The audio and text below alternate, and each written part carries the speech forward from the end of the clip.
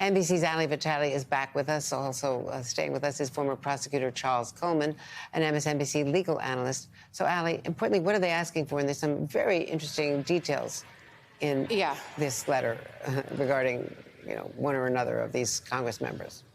Yeah, exactly, Andrea. This is something that Chairman Benny Thompson had teased last week with me when we were talking about what could come next for the committee. Now they're sending 3 letters to Republican lawmakers in the House asking for their cooperation with the investigation. And it's important to point out, these are asks, not subpoenas. That's still an open question for the committee, who has asked Republican lawmakers before to cooperate, and those lawmakers have said no.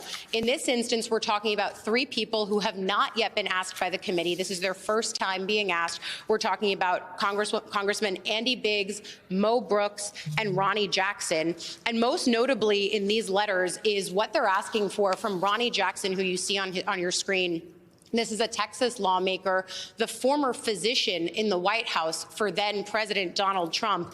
And it's notable that they say here that because of the work being done by the DOJ in prosecuting members of the Proud Boys and the Oath Keepers, they say from those investigations that while the January 6th attack on the Capitol was underway, members of the Oath Keepers, including its leader, were exchanging messages asking that members of the organization, quote, provide Jackson personally with security assistance, suggesting that he has, quote, critical data to protect. These letters then go on in Jackson's case to say, why would these individuals have an interest in your personal specific location?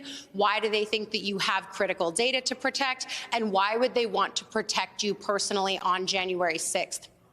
This is notable for a lot of reasons, Andrea, but specifically because Ronny Jackson is not one of the names who were often talked about in the role that he may have played in helping to foment or support the then White House's efforts on January 6th. But there is notable things in the other 2 letters, too. Specifically, when it comes to Congressman Andy Biggs, they say that they're aware of his participation in planning meetings, both in person and at the White House, regarding various aspects of planning for January 6th, including addressing a plan for Vice President Pence to unilaterally refuse to count certain states' electoral votes. So again, we're learning a lot more about the ways that these lawmakers could have potentially supported the actions on the ground on January 6th, but also efforts from within the White House, a really huge step. But I would point out, when I talked with Thompson, he told me that these letters were also likely to go out again to people like House Minority Leader Kevin McCarthy, as well as other senators. The committee has not asked senators to this point to come before them and cooperate, which sort of begs the question, are there more letters coming?